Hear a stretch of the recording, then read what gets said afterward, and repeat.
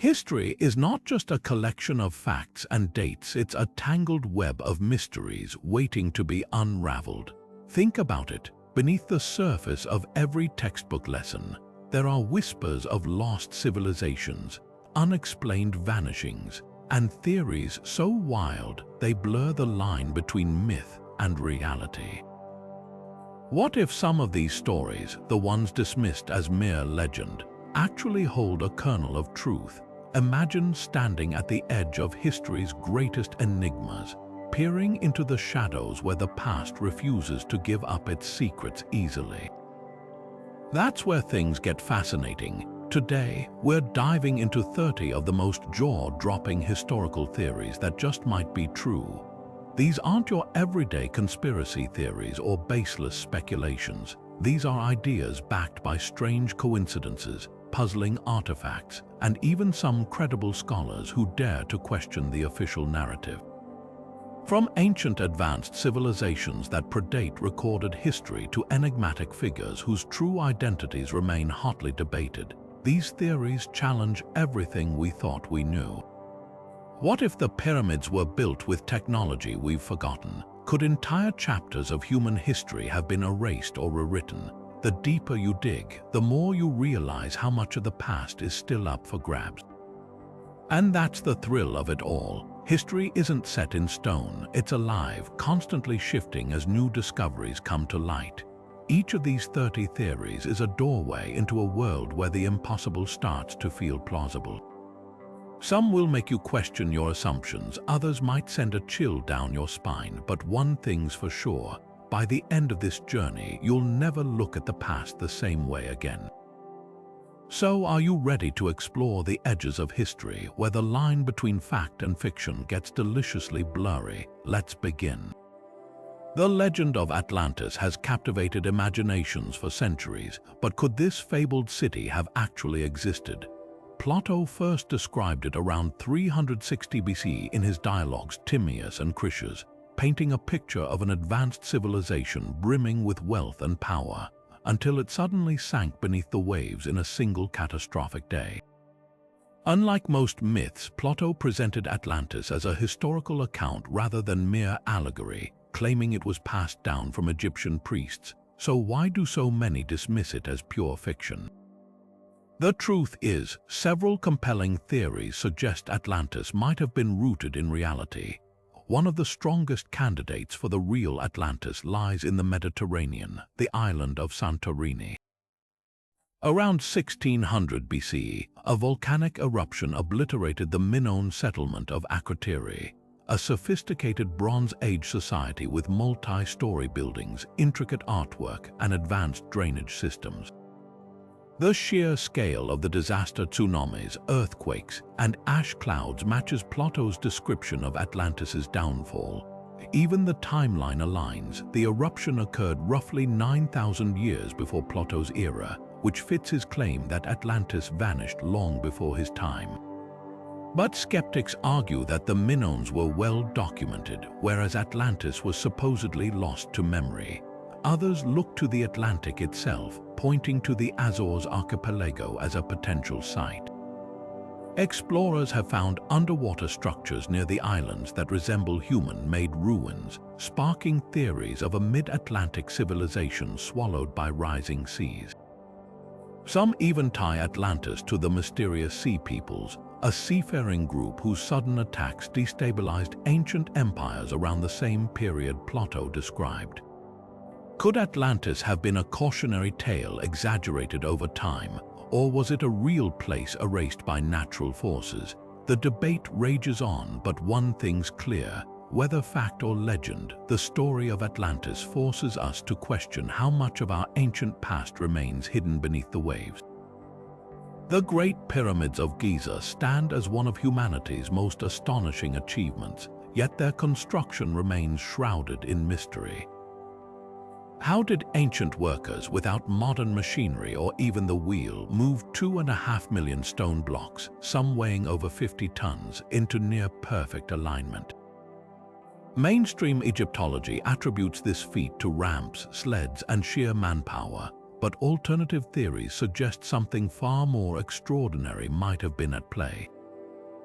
One provocative idea involves lost ancient technology. Could the Egyptians have possessed advanced tools or techniques that later vanished from history? Some point to the precision of the pyramid's measurements aligning with true north within a fraction of a degree and matching mathematical constants like pi. These details seem too exact for simple hand tools. Even more intriguing are the mysterious grooves and drill marks found on ancient stonework, which appear to suggest machinery far beyond chisels and hammers. The infamous Baghdad battery, a clay jar thought to be an ancient electrochemical cell, fuels speculation that pre-modern civilizations might have harnessed energy in ways we're only beginning to understand. Then there's the theory of acoustic levitation. Ancient texts from various cultures describe sound being used to move massive objects. Tibetan monks still practice a form of harmonic levitation today, chanting to lift heavy stones. Could the Egyptians have mastered similar techniques? The pyramid's inner chambers amplify sound in strange ways, with some researchers suggesting the structure itself might have been designed to harness vibrational energy. Skeptics dismiss this as fantasy, but the absence of clear evidence for ramps at Giza keeps the door open for unconventional explanations.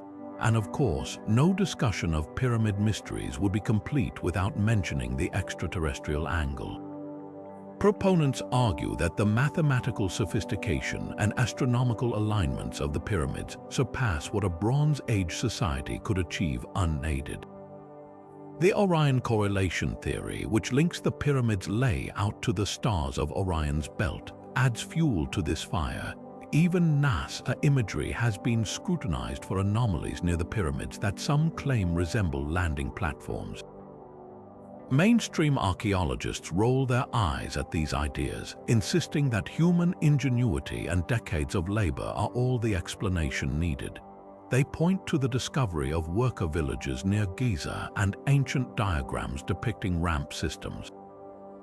Yet the sheer scale and precision of the pyramids continue to defy simple explanations. Whether through forgotten technology, acoustic secrets, or something even more unexpected, the truth behind these monuments might still be waiting to be uncovered. One thing's certain, the pyramids challenge us to rethink what ancient civilizations were truly capable of. Tucked away in a Yale University library lies one of history's most perplexing puzzles, the Voynich Manuscript.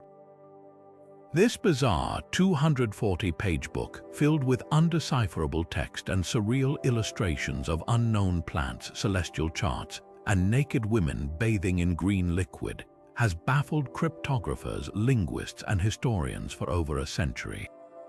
Carbon dated to the early 15th century, its pages are written in an alphabet unlike any known language, with characters that flow like cursive but defy translation. Is it an elaborate Renaissance hoax, a lost alchemical treatise, or something even stranger?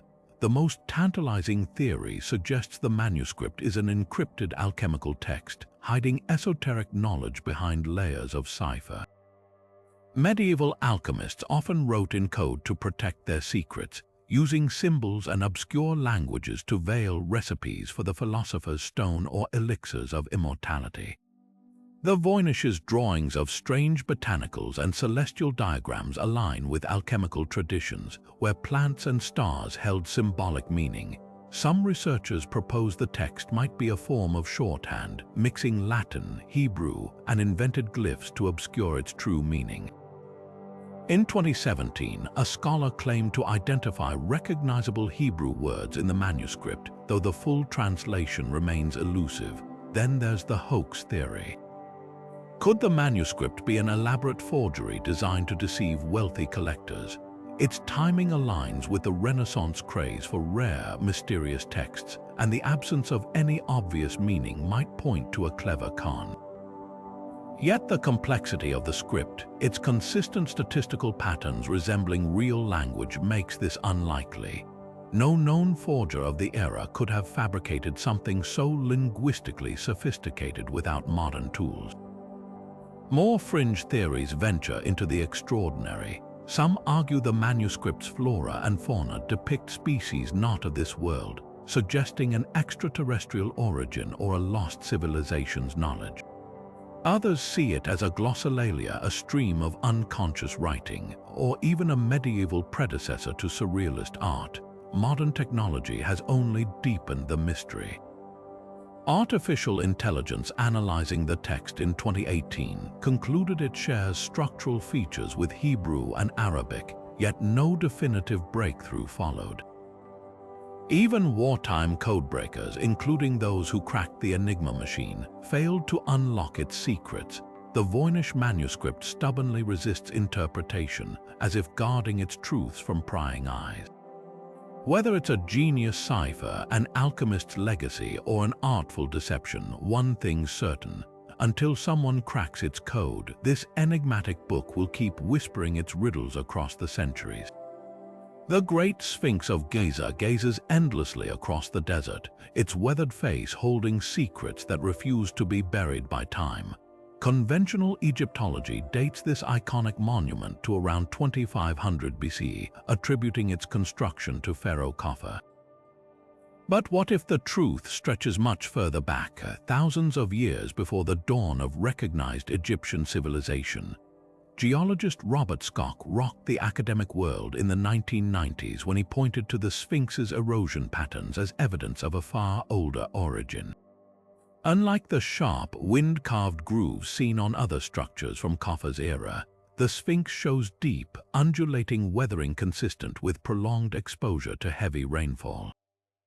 Here's the catch: the last time Egypt experienced that kind of climate was around 10,000 BC, during the Neolithic subpluvial, a period when the Sahara was a lush green landscape. This revelation sparks a radical question. Could the Sphinx have been originally carved during this forgotten epoch, then later rediscovered and refurbished by Khafre's builders? Ancient Egyptian texts themselves hint at this possibility. The Inventory Stela, an artifact found at Giza, claims the Sphinx already stood when Khafre came to power, referring to it as a relic from the early time of the gods.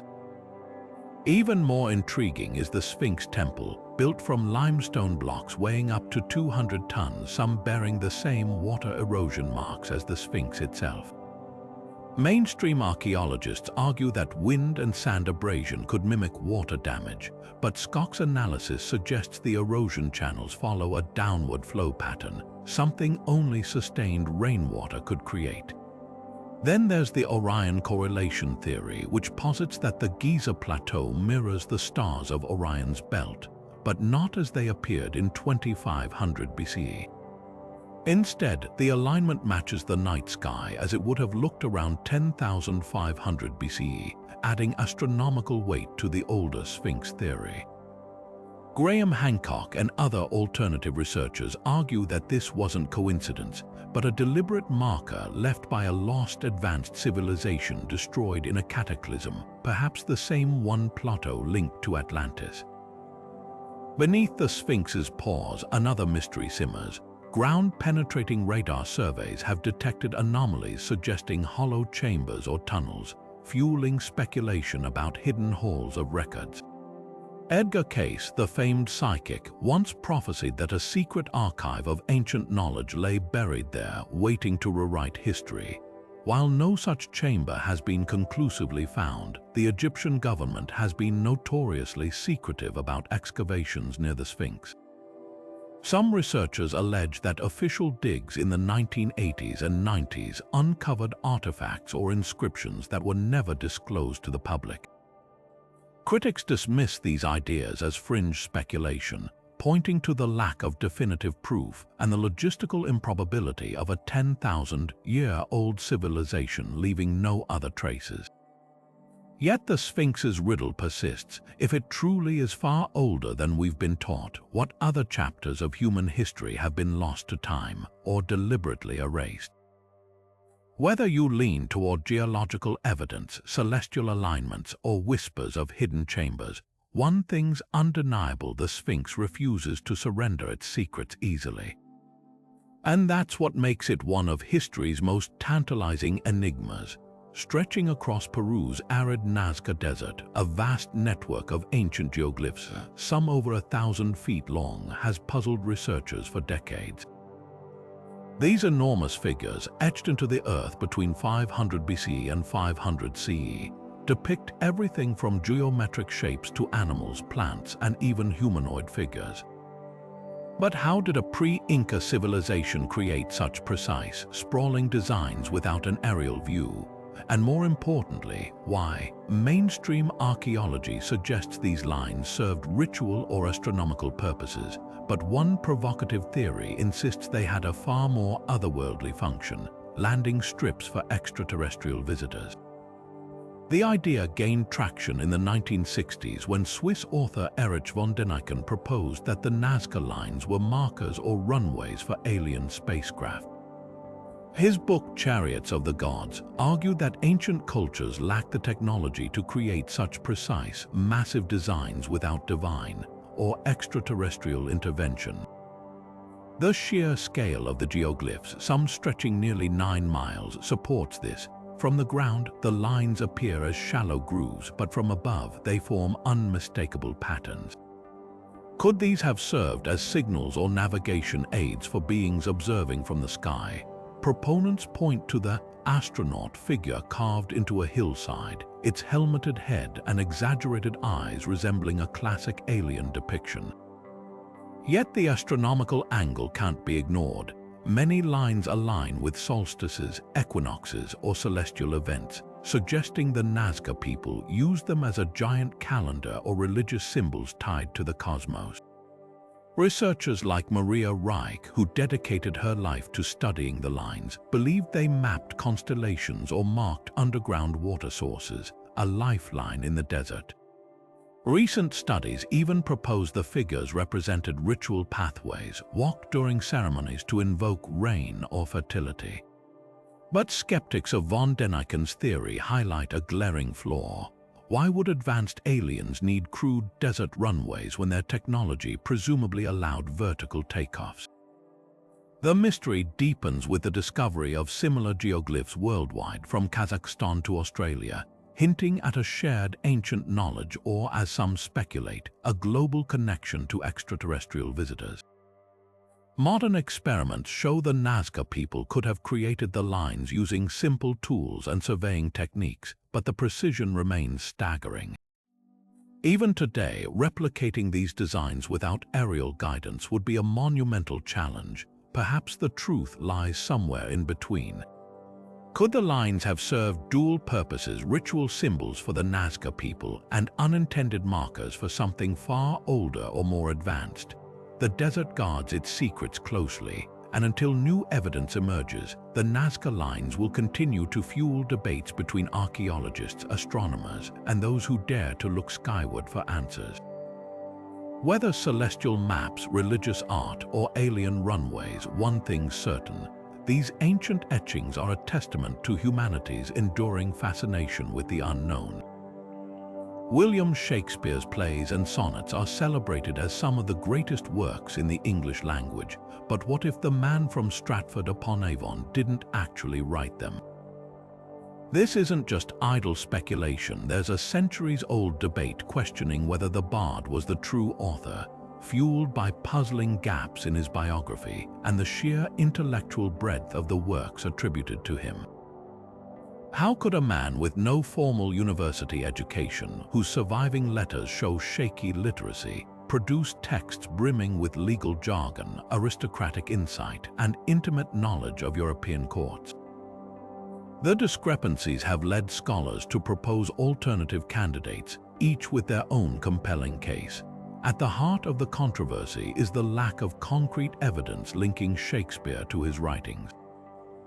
No original manuscripts in his hand survive, and his will mentions no books, plays, or even a quill. Compare that to polymath Sir Francis Bacon, a leading candidate for authorship. Bacon's extensive education and career as a philosopher, scientist, and statesman align perfectly with the depth of knowledge displayed in Shakespeare's works. His writing style shares similarities, and some researchers claim to have found ciphers in the plays pointing to Bacon as the true author. There's even a theory that Shakespeare was a front for a secret society of writers with Bacon at its helm. Then there's Edward de Vere, the 17th Earl of Oxford, another heavyweight in the authorship debate. De Vere was a renowned poet and playwright in Queen Elizabeth's court, with direct experience of the aristocratic world so vividly depicted in the plays. His life mirrors key plot points like Hamlet's feud with a scheming uncle, and he traveled extensively in Italy, where many of Shakespeare's works are set. After de Vere's death in 1604, the quality and frequency of new Shakespeare plays sharply declined, hinting at a possible cover-up. Even the first folio's dedication is signed by actors who might have been protecting the identity of their noble patron, as publishing under an aristocrat's name would have been scandalous at the time. Mainstream scholars dismiss these theories, pointing to contemporary references to Shakespeare as a playwright and the sheer implausibility of a conspiracy involving dozens of collaborators keeping quiet. Yet anomalies persist. Why did Shakespeare's detailed will leave no trace of a literary career? How did a glove-maker's son grasp the intricacies of falconry, naval warfare, and courtly intrigue? Whether Bacon, de Vere, or another hidden genius was the real mind behind the plays, the debate forces us to reconsider how history remembers or misremembers its greatest artists. And that's a mystery even the bard himself might have enjoyed dramatizing. When Howard Carter cracked open Tutankhamun's tomb in 1922, the world marveled at the glittering treasures inside, but whispers of an ancient warning soon overshadowed the discovery. Just weeks after the breach, Lord Carnarvon, the expedition's financier, died mysteriously from an infected mosquito bite. Newspapers seized on rumors of a mummy's curse, citing hieroglyphs near the tomb's entrance that allegedly threatened death to those who disturbed the pharaoh's rest. Over the next decade, a string of untimely deaths among those connected to the excavation fueled the legend. Was it mere coincidence or something far darker at work? Science offers compelling alternatives. Modern analyses reveal that sealed tombs like Tutankhamun's were breeding grounds for toxic molds and bacteria. Aspergillus flavus, a particularly vicious fungus, was found clinging to the tomb's walls, a silent killer capable of ravaging the lungs of anyone inhaling its spores. Carnarvon's weakened immune system, already strained by chronic illness, would have made him especially vulnerable. Even more telling, many of the so-called cursed individuals lived decades after the excavation, like Carter himself, who died of natural causes 16 years later. The curse's selective nature suggests not supernatural vengeance, but a cocktail of environmental hazards and pre-existing health conditions. Yet the skeptics can't explain everything. Why did the lights of Cairo reportedly flicker out at the exact moment of Carnarvon's death, an event witnessed by his son and nurses? How do we account for the bizarre deaths of those with tangential connections to the tomb, like Carnarvon's dog, which dropped dead the same night back in England? Some researchers point to ancient Egyptian magic as a form of forgotten science, speculating that priests might have engineered biological or chemical traps to guard sacred spaces. Texts describe pestilence sealed within tombs, which could imply primitive germ warfare. Perhaps the curse's true power lies in psychology. The human mind, primed by superstition, can twist misfortune into prophecy. The more the legend spread, the more every accident or illness among Carter's team seemed like proof. Even Arthur Conan Doyle, creator of Sherlock Holmes, publicly endorsed the curse as evidence of elemental spirits. In the end, whether the curse was mold, malice, or myth, its legacy endures a chilling reminder that some treasures are best left undisturbed, and that's a warning even science can't fully dismiss. Deep in the highlands of northern Ethiopia, an ancient chapel in the holy city of Axum guards what may be history's most sacred relic, the Ark of the Covenant. According to the Ethiopian Orthodox Church, this golden chest, said to hold the original stone tablets of the Ten Commandments, has rested here for over 3,000 years, brought to Africa by Menelik I, the legendary son of King Solomon and the Queen of Sheba. While mainstream archaeology dismisses the claim, the story weaves through Ethiopian tradition with startling consistency, backed by rituals, manuscripts, and a single chosen guardian who has spent his entire life protecting the Ark from prying eyes. Could this really be the lost treasure that vanished from Jerusalem millennia ago? The biblical account describes the Ark as a divine weapon capable of parting rivers, toppling walls, and striking down those who dared touch it without reverence. After Solomon's temple was destroyed by Babylonians in 586 BC, the Ark vanished from recorded history, sparking theories ranging from hidden Templar vaults to extraterrestrial custody. Ethiopia's claim hinges on the Kebra Nagast, a 14th-century-old text recounting how Menelik and a group of Israelite priests smuggled the Ark out of Jerusalem during Solomon's reign. The narrative details a thrilling escape, divine intervention, and the Ark's eventual enshrinement in Axum, where it became the spiritual heart of the Ethiopian Empire. Today, the Chapel of the Tablet, adjacent to the Church of St. Mary of Zion, allegedly houses the Ark behind locked doors. Only one monk, appointed for life as its guardian, is permitted to see it. No outsiders, not even the Ethiopian patriarch, may enter. This secrecy has frustrated researchers, as scientific verification remains impossible. Skeptics argue the Ark would have deteriorated over millennia, given its described materials of gold and acacia wood. Yet Ethiopian tradition insists divine power preserves it, citing the chapel's lack of pest infestations and the guardian's claim that the Ark emits an eerie, luminous glow. Intriguingly, architectural clues lend some credibility to the legend. The ancient Aksumite stelae, monolithic towers resembling obelisks, bear striking similarities to descriptions of the pillars in Solomon's temple.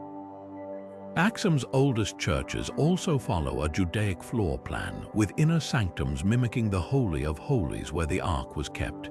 Even the Tabat, sacred tablets present in every Ethiopian church, are considered symbolic echoes of the Ark's contents. French author Bernard Lehman once theorized the Ark might be a replica, crafted by dissident Israelite priests who fled to Ethiopia with temple rituals intact. Others suggest the original was destroyed and the Axum relic is a later devotional object. But for millions of Ethiopian faithful, the question is settled. The Ark rests in Axum, hidden not because it's a fraud, but because its power is too profound for mortal eyes. Whether divine artifact or enduring legend, the mystery endures, a testament to humanity's unshakable fascination with the sacred and the unseen. In 1587, 115 English settlers landed on Roanoke Island, eager to establish the first permanent English colony in the New World. But when a supply ship returned 3 years later, the entire group had vanished, leaving behind only a single cryptic clue: the word Croatoan carved into a fort's post. For centuries, this disappearance fueled wild speculation, mass murder, demonic forces, even alien abductions. But modern research points to a far more plausible, yet no less fascinating explanation: the colonists didn't vanish. They simply became part of the local Native American community. The key to this mystery lies in the Croatoan people, a friendly Algonquian tribe that inhabited the nearby Outer Banks. Governor John White, the colony's leader, had explicitly instructed the settlers to carve a Maltese cross if they were forced to leave under duress. The absence of this symbol suggests their departure was voluntary. Croatoan, the word left behind, wasn't a random scrawl. It was likely a deliberate message indicating their new location, as Croatoan Island, now Hatteras Island, lay just 50 miles south. Archaeologists digging in the region have unearthed European artifacts mixed with native tools from the late 16th century, including a signet ring possibly belonging to an English nobleman in the colony. Even more telling, a gun, flint, and pieces of slate pencils, items the colonists would have possessed, were found at a Croatan settlement site. Oral histories from the Lumbee tribe, descendants of the Croatan, add another layer. For generations, they've passed down stories of their ancestors sheltering light-eyed, English-speaking people who arrived by boat. Early European explorers later noted native communities along the Carolina coast with distinctly European features, grey eyes, auburn hair, and some who spoke fragments of English. In the mid-1700s, a surveyor encountered a group of Native Americans near Roanoke who claimed descent from white ancestors.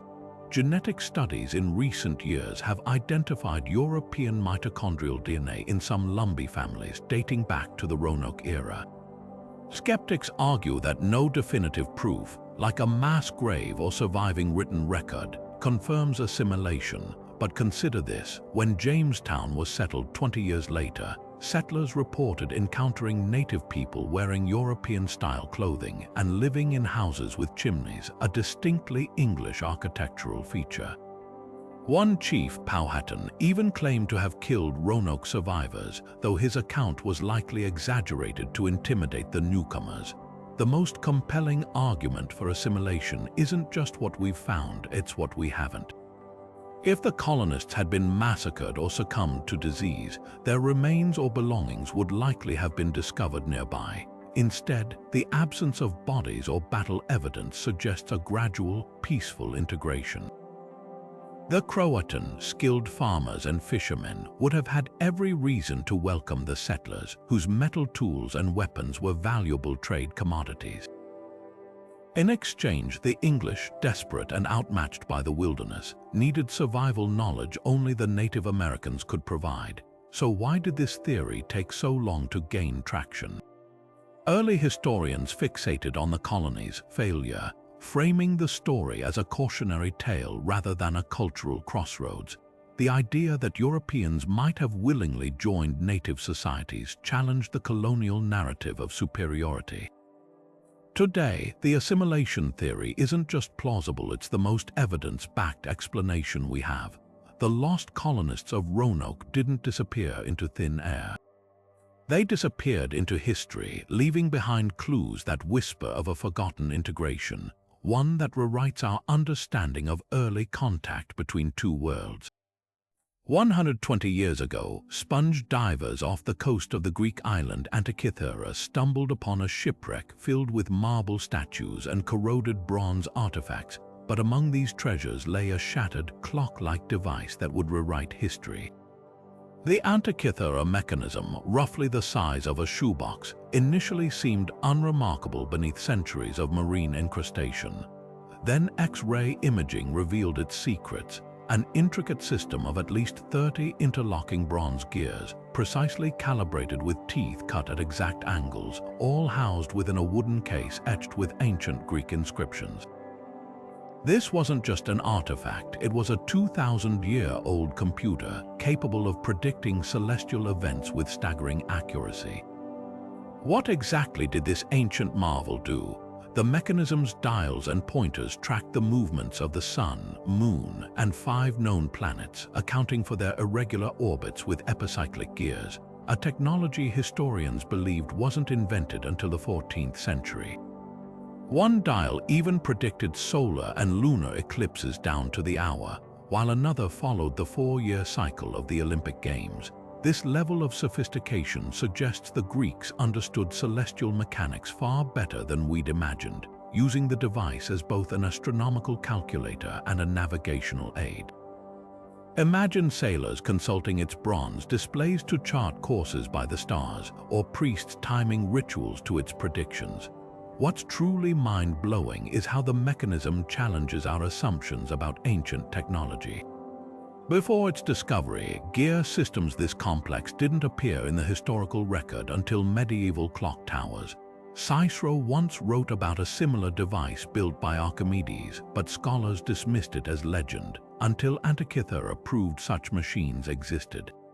The precision engineering implies a lost lineage of craftsmanship, possibly stemming from the workshops of Rhodes where Hipparchus, the father of trigonometry, may have influenced its design. Some researchers now suspect it wasn't unique. It might have been one of many, with others lost to time or still buried in undiscovered shipwrecks. Yet the biggest mystery isn't how it worked, but why this knowledge vanished. The Roman Empire's rise shifted focus from Greek scientific inquiry to practical engineering, and the rise of Christianity later suppressed pagan astronomical tools. For over a millennium, humanity regressed, rebuilding this level of mechanical complexity only during the Renaissance. The Antikythera mechanism forces us to ask, what other advanced technologies did the ancients possess that we've yet to uncover? And how different might our world be if this ingenuity had never been forgotten? Today, reconstructions of the device hum with quiet precision, their gears turning as smoothly as they did 2 millennia ago, a haunting reminder that the past might have been far more brilliant than we ever dared to imagine. The idea that Christopher Columbus was the first European to reach the Americas has been crumbling for decades. But what if the Knights Templar, history's most enigmatic warrior monks, beat him by nearly 2 centuries? Hidden along the foggy coast of Nova Scotia, peculiar carvings and structures whisper of a forgotten chapter where these legendary knights may have crossed the Atlantic long before the Nina, Pinta, and Santa Maria ever sailed. The evidence is scattered, controversial, and tantalizing. Take the Newport Tower in Rhode Island, a circular stone structure that bears an uncanny resemblance to Templar-built round churches in Europe, like Jerusalem's Church of the Holy Sepulchre. Carbon dating places its construction around the 1400s, but its architectural style, with its 8 pillars and precise astronomical alignments, matches Templar designs from the 1200s. Could this be the ruins of a Templar outpost, built by knights fleeing persecution after their sudden downfall in 1307? Then there's the infamous Westford Knight, a mysterious rock carving in Massachusetts depicting what appears to be a medieval European swordsman clutching a shield with a Templar-style coat of arms. Local legend claims it memorializes a knight who died during an expedition led by Scottish nobleman Henry Sinclair in the late 1300s. Sinclair's own saga adds fuel to the fire. He was Earl of Orkney, a title intertwined with Templar remnants, and Norse sagas suggest he sailed west with a fleet, possibly reaching North America. Even the Zeno map, a controversial 15th century document, shows detailed coastlines of Greenland and Newfoundland with place names matching Sinclair's purported voyage. But the smoking gun might lie beneath the oak trees of Nova Scotia's Oak Island. For over 2 centuries, treasure hunters have probed its infamous Money Pit, a booby-trapped shaft rumored to hold Templar relics or even the Holy Grail.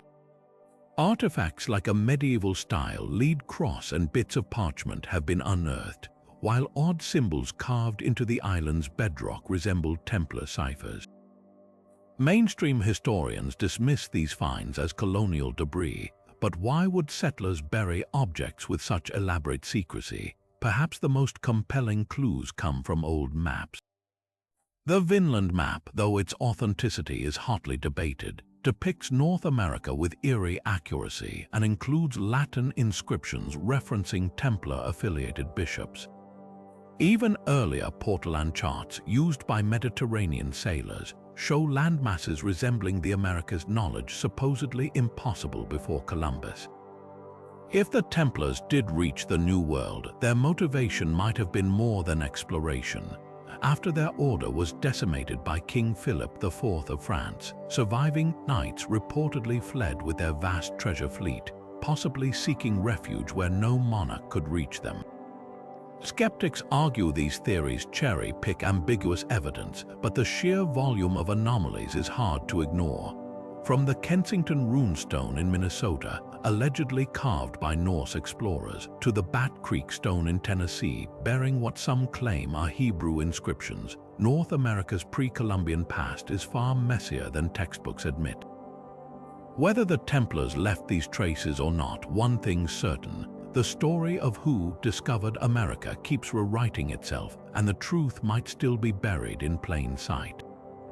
Nestled in the Scottish countryside, Rosslyn Chapel's intricate stonework hides more than just medieval craftsmanship. It might guard the most sought-after relic in history.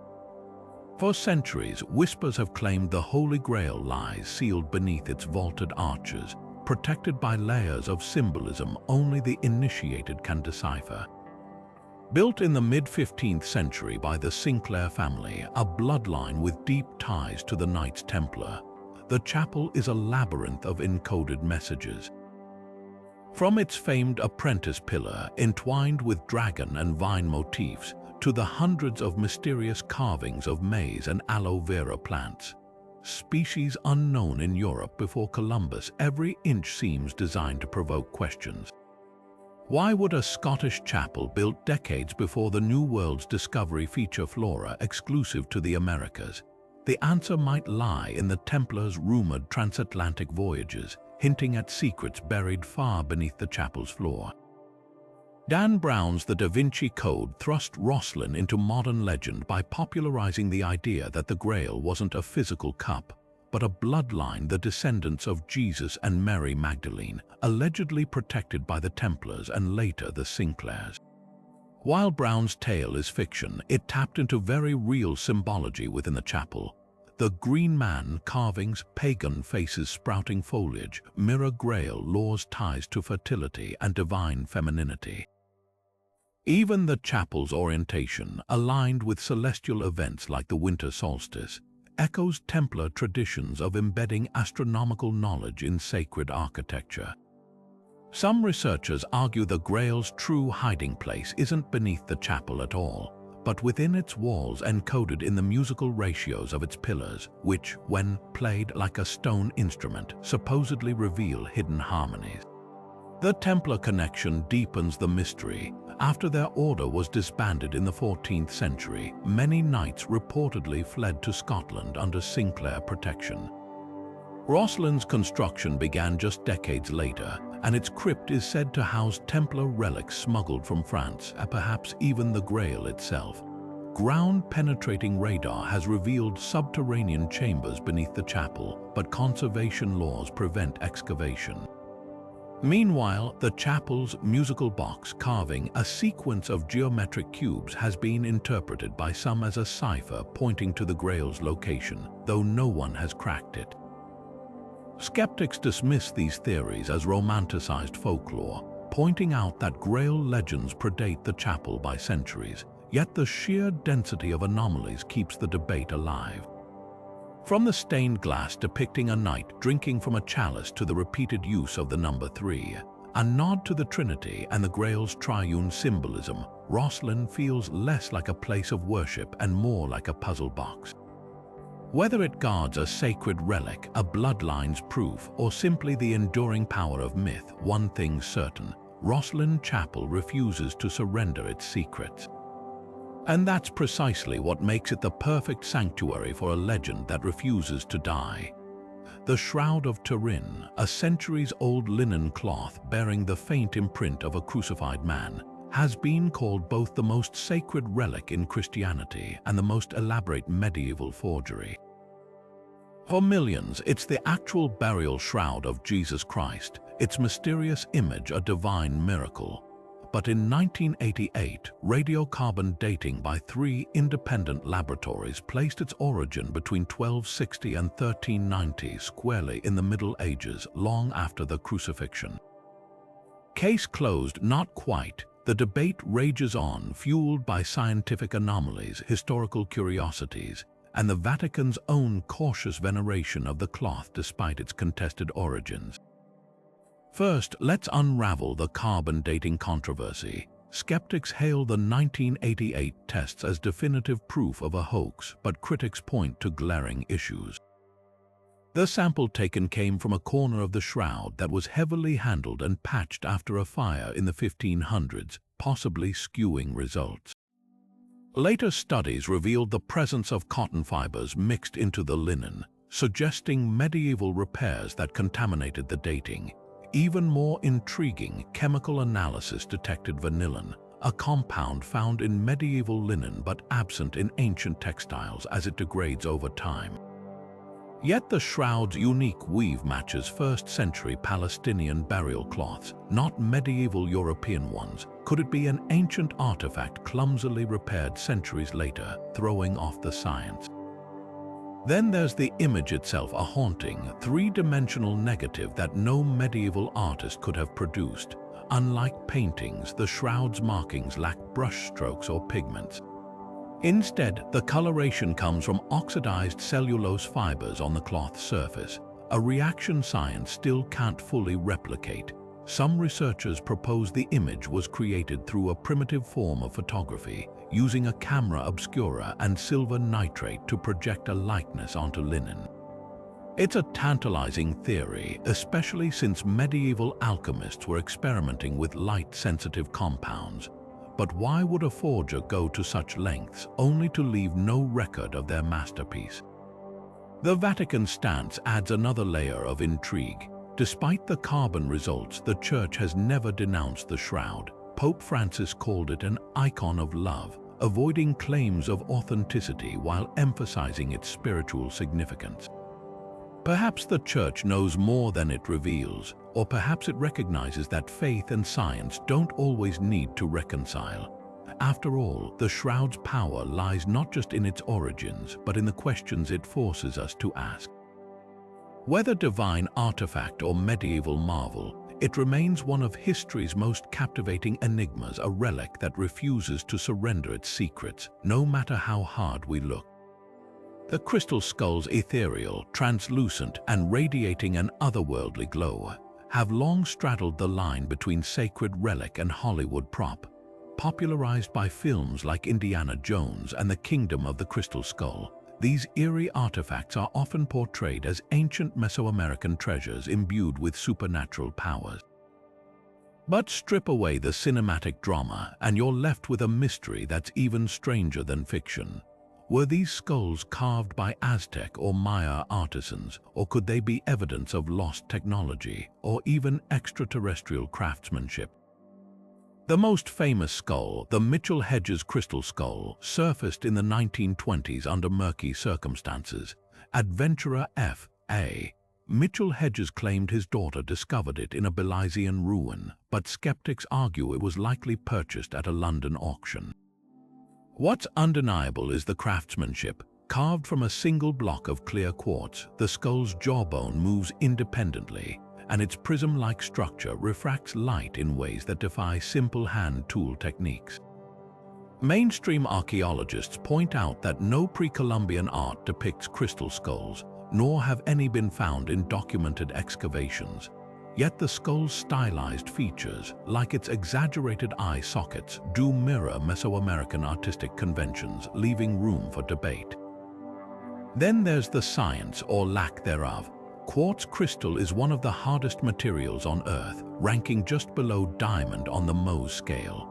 Replicating the Mitchell-Hedges skull with modern tools would require diamond-tipped drills and months of labor, yet pre-Columbian civilizations supposedly lacked such technology.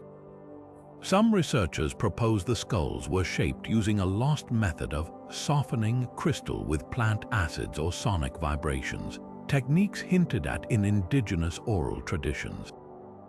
Others go further, suggesting the skull's precision aligns with descriptions of singing stones in Central American legends, objects said to amplify psychic energy or even communicate across dimensions.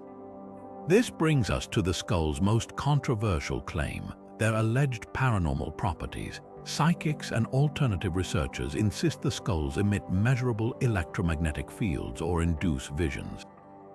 In the 1970s, a lab studying the British Museum's crystal skull reported anomalous vibrations, though these findings were never peer-reviewed. One theory posits the skulls as data storage devices, akin to futuristic hard drives, programmed by an advanced civilization, whether human or otherwise. It's a leap, but consider this. Quartz is used in modern electronics for its piezoelectric properties, meaning it can convert mechanical energy into electrical signals. Could ancient cultures have understood this on some level? The extraterrestrial angle, while fringe, isn't easily dismissed. Ufologists argue the skull's flawless symmetry and light-bending qualities mirror reported alien technology, particularly accounts of crystalline structures found at alleged UFO crash sites. Even NASA has studied synthetic crystals for data storage in space, adding an eerie layer of plausibility. But the prosaic explanation might be the most damning. Forensic analysis reveals many skulls show tool marks consistent with 19th-century European lapidary wheels, implicating a wave of clever forgeries targeting museums and collectors during the Victorian Cabinet of Curiosities craze. So where does that leave us? The crystal skulls exist in a liminal space too precise to dismiss outright, yet too enigmatic to authenticate. Whether they're Aztec masterpieces, interstellar artifacts, or elaborate hoaxes, their allure persists because they tap into something primal, our fascination with the intersection of art, science, and the unexplained. And that's a mystery no amount of Hollywood gloss can diminish. The Bermuda Triangle has long been a vortex of mystery. Ships vanish, planes disappear, and compasses spin wildly without explanation. Popular theories blame rogue waves or methane gas eruptions, but what if something far older lurks beneath these waters? Some researchers suggest the triangle's infamous reputation might be tied to the lost civilization of Atlantis, its ruins hidden beneath the ocean floor in this very region. Plato himself placed Atlantis beyond the Pillars of Hercules, which many interpret as the Strait of Gibraltar, putting its supposed location uncomfortably close to the triangle's boundaries. Could the same forces that sank Atlantis still be at work today, swallowing modern vessels just as they did an ancient empire? One of the most compelling links between Atlantis and the Bermuda Triangle lies in the phenomenon of methane hydrates. These ice-like deposits trapped beneath the seabed can explosively release massive bubbles of gas when disturbed. Ships caught in these eruptions lose buoyancy instantly, sinking without warning. In 2016, scientists confirmed this process could explain disappearances like the USS Cyclops in 1918. But here's where it gets eerie. Plato described Atlantis's destruction as a cataclysm of earthquakes and floods, events strikingly similar to what methane hydrate destabilization might trigger. The area around the Bahamas' ground zero for triangle mysteries is riddled with underwater craters believed to be ancient methane blowouts. Could these same forces have doomed Atlantis, leaving behind a geological ticking time bomb? Then there's the triangle's infamous magnetic anomalies. Pilots have long reported compass malfunctions and bizarre electronic interference mid-flight. Mainstream science attributes this to the region's proximity to true north, where magnetic and geographic north align, creating navigation chaos. But alternative researchers propose another possibility: remnants of Atlantis's technology. Edgar Cayce, the so-called sleeping prophet, claimed Atlanteans harnessed powerful energy crystals for power crystals that might still emit disruptive energy fields if buried under the sea.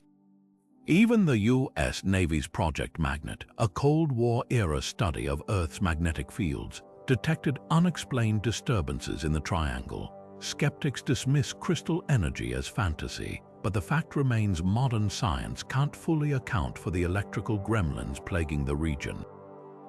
The most chilling evidence might lie beneath the Gulf of Mexico. In the late 1990s, sonar scans revealed a massive underwater structure near Cuba's coast, a series of geometric formations resembling stepped pyramids and roads. Mainstream geologists argue these are natural sandstone formations, but their symmetrical angles are hard to dismiss. If these ruins are artificial, they date back at least 12,000 years, aligning with Plato's Atlantis timeline. Even NASA satellite imagery has picked up odd, grid-like patterns on the ocean floor in the triangle, fueling speculation of submerged cities. Of course, the biggest question remains: if Atlantis fell here, why haven't we found definitive proof? The ocean is a vast, hostile archive. Less than 5% of the seabed has been mapped in detail, and the triangle's depths plunge to over 27,000 feet in places. Currents and sediment quickly bury even the grandest ruins, assuming they weren't pulverized by Atlantis's own collapse, until explorers uncover a smoking gun, an inscribed pillar, a clear artifact. The link between Atlantis and the triangle will linger in the realm of tantalizing what-ifs. But whether you buy into ancient cataclysms or modern geology, one truth is inescapable. The Bermuda Triangle doesn't just swallow ships, it swallows certainty, leaving us to wonder how much of our past might still be lurking beneath the waves. The Mary Celeste remains one of the ocean's greatest enigmas, a ship found drifting near the Azores in 1872, fully stocked yet eerily empty, its crew vanished without a trace. For over a century, theories have swirled like storm winds around this ghost ship, from pirate raids to mutiny. But what if the truth lies not in human hands, but in the restless forces of nature itself? One compelling explanation points to the terrifying phenomenon of seaquakes, underwater tremors powerful enough to shake the ocean's surface like a sheet of glass. Imagine the scene: the Mary Celeste, laden with barrels of industrial alcohol, sailing through a region notorious for seismic activity. A sudden, violent quake rips through the seabed, sending shockwaves surging upward. The crew, convinced their cargo is about to explode, abandons ship in panic, only for the vessel to remain intact, drifting away before they can return. This theory gains traction when you examine the ship's logbook, recovered after its discovery. The final entry reports no signs of distress, yet the lifeboat was missing, suggesting a rapid, unplanned evacuation. Seaquakes could also explain the disheveled state of the cabin, and the open hatches telltale signs of a sudden, chaotic departure rather than a premeditated mutiny. Then there's the alcohol vapor theory. The Mary Celeste's cargo consisted of over 1,700 barrels of denatured alcohol, a highly volatile substance. If just a few barrels leaked, fumes could have built up below decks, creating the illusion of an imminent explosion. Captain Briggs, a seasoned mariner known for his caution, might have ordered everyone into the lifeboat as a precaution, only for the wind to carry the ship out of reach. Supporting this, investigators noted one of the ship's pumps had been disassembled, possibly to check for water ingress after the crew mistook fumes for flooding. Skeptics argue that seaquakes rarely cause ships to be abandoned, and alcohol fumes would have left detectable traces, yet neither piracy nor mutiny fits the evidence. No valuables were stolen, and the crew's personal belongings, even money, were left untouched. The ship's papers were missing, but this could suggest the captain intended to return, taking them for official documentation of the emergency. Even the damage to the ship, minor and inconsistent with a violent attack, points to natural causes rather than human interference. Perhaps the most haunting detail is what wasn't found. No bodies, no wreckage of the lifeboat, no shred of evidence indicating where the crew might have gone. The ocean swallowed their fate whole. While we'll never know for certain, the seaquake and alcohol theories offer something rare in this mystery, a plausible, if unsettling, explanation. The Mary Celeste story endures not because it defies all logic, but because it reminds us of the sea's capricious power. One moment of panic, one misjudgment, and an entire crew vanishes into legend, leaving behind only a ship that refused to sink and questions that refused to fade. On June 30, 1908, a blinding explosion tore through the skies above Siberia's Tunguska region, flattening 80 million trees across 800 square miles. For over a century, the official explanation pointed to a meteorite or comet fragment disintegrating midair. But what if the culprit wasn't extraterrestrial at all? A fringe yet fascinating theory suggests the blast might have been the result of Nikola Tesla's most ambitious experiment, wireless energy transmission gone catastrophically wrong. Tesla, the eccentric genius behind alternating current, was obsessed with harnessing Earth's natural energies. By 1908, he'd built Wardenclyffe Tower on Long Island, a colossal structure designed to beam electricity globally without wires. His notes reveal he believed resonant frequencies could transmit power through the planet's ionosphere, even weaponizing it. In a now declassified letter, Tesla bragged to financier J.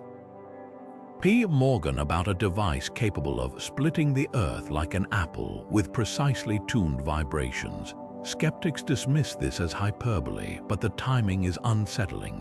Just weeks before Tunguska, Tesla claimed his tower could illuminate the Siberian wilderness with energy pulses. Coincidence or something darker? The physics behind this theory hinges on Tesla's misunderstood patents. His world system relied on creating standing waves in Earth's atmosphere, essentially turning the planet into a conductor. Critics argue that even Tesla couldn't have generated the estimated 10 to 15 megaton yield of Tunguska, equivalent to 1,000 Hiroshima bombs. Yet declassified Soviet studies noted oddities inconsistent with meteors. No impact crater, residual radiation spikes, and sightings of strange pillars of light days before the blast, reminiscent of Tesla's described energy columns. Even more curious, the explosion's epicenter lay directly opposite Wardenclyffe on the globe, along a magnetic meridian Tesla considered optimal for transmission. Mainstream science counters with compelling meteorite evidence. Tree ring studies show isotopic anomalies matching extraterrestrial material, while seismic records align with an atmospheric burst. Yet no meteorite fragments were ever found, and the blast pattern butterfly-shaped with twin lobes of destruction mirrors theoretical models of focused energy waves. Some researchers propose a middle ground. Could a meteor's entry have interacted with Tesla's ongoing experiments, amplifying its effects? The truth may never be settled. Tesla's papers were seized by the FBI after his death, and key Wardenclyffe records vanished. Whether Tunguska was cosmic chaos or a man-made catastrophe, one thing's certain: it stands as a haunting reminder of humanity's capacity to harness or unleash forces beyond our understanding. And that's a power even Tesla might have hesitated to wield. For over 50 years, the Zodiac Killer's cryptic messages have taunted investigators and amateur sleuths alike, a chilling game of cat and mouse played through ciphers mailed to newspapers and signed with a sinister cross-circle symbol. Between 1968 and 1969, this shadowy figure terrorized Northern California, claiming at least 5 murders and possibly dozens more, all while leaving behind a trail of coded letters that seemed designed to mock authorities.